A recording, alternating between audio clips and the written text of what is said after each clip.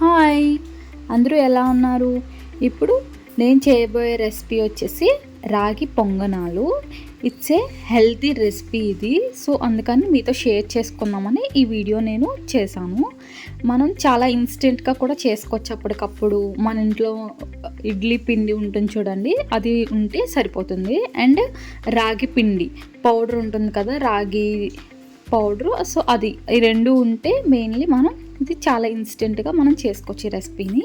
ముందు మనం ఒక కప్పు మన ఇడ్లీ పిండి ఉంటుంది కదా, అది తీసుకోండి. అండ్ దానికి 2 కప్స్ రాగి పిండిని తీసుకుని బాగా సాల్ట్ వేసి బాగా మిక్స్ చేసుకోవాలి.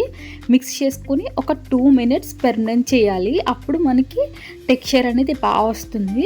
ఒక 2 or 5 మినిట్స్ మనం పక్కన పెట్టేసుకోవాలని. తర్వాత నేను ముందుగా చాప్ చేసి పెట్టుకున్న క్యారెట్, ఆనియన్, కొత్తిమీర కూడా అందులో వేసి బాగా మిక్స్ చేయాలి. మిక్స్ చేసుకుని కొంచెం కన్సిస్టెన్సీ ఇప్పుడు నేను చూపిస్తున్న విధంగా కొంచెం పల్చగా ఉంటే, మరీ థిక్గా కాకుండా కొంచెం నేను చూపిస్తున్న టెక్స్చర్లో ఉంటే బాగుంటుంది.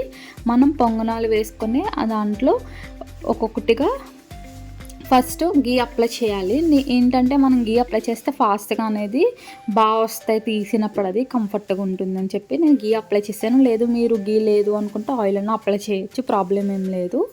సో అప్లై చేసిన తర్వాత ఒక్కొక్క దాంట్లో కొంచెంగా పిండి పోసుకొని అప్పుడు స్టవ్ ఆన్ చేసి స్టవ్ మీద పెట్టుకొని పైన క్యాప్ పెట్టుకొని సిమ్లోనే ఉంచాలి. హైలో మాత్రం అస్సలు పెట్టకూడదు.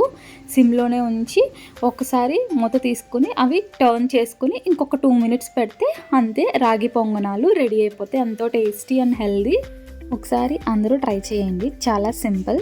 అండ్ అలాగే టమాటా చట్నీ, అది కూడా రెసిపీ త్వరలో షేర్ చేస్తాను. లైక్ చేయండి, సబ్స్క్రైబ్ చేసుకోండి. బాయ్.